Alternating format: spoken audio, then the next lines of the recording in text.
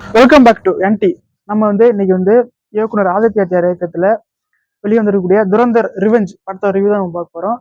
படத்துல நம்ம ஃபர்ஸ்ட் பார்ட்ல பார்த்த மாதிரி பாகிஸ்தான்ல ஒரு இந்தியன் ஸ்பை போயிட்டு அவர் என்னென்னலாம் பண்ணுவாரு, அவருக்கு அங்கே பாகிஸ்தான்ல நடக்கக்கூடிய ஸ்ட்ரகிள் எல்லாம் காமிக்கிறாங்க. பார்ட் ஒன்லயே நம்ம பார்த்துட்டோம். பார்ட் ஒன் நம்ம என்னென்ன பார்க்குறோம் அப்படின்னு பார்த்தீங்கன்னாக்கா, இந்தியாவில் டிமானிட்டேஷன் அது நம்ம நடந்துச்சு.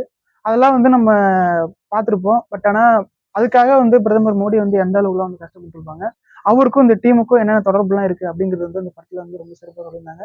அப்புறம் குறிப்பா சொல்லணும்னாக்க அர்ஜுன் ராம்பால், ரன்வீர் சிங், சாரா அர்ஜுன் போன்ற முக்கிய பிரபலங்களோட நடிப்புல நமக்கு நிஜமாலுமே நடிக்கிற மாதிரியே இல்லை. படத்துல முக்கியமா நான் குறிப்பிட்டு சொல்லணும்னு பாத்தீங்கன்னாக்கா, 4 மணி நேரம் படம் ஓடுது. 4 மணி நேரம் படம் ஓடினாலுமே நமக்கு 4 மணி நேரம் படம் ஓடுது அப்படிங்கிற ஒரு ஃபீல் எந்த எந்த இதுலையும் கொடுப்பாது. அப்படி கொடுக்காத மாதிரி இருக்கிறதுனால அந்த படம் நமக்கு 4 மணி நேரம் போறதே தெரியாம அந்த படம் சூப்பரா போயிட்டு இருக்கு.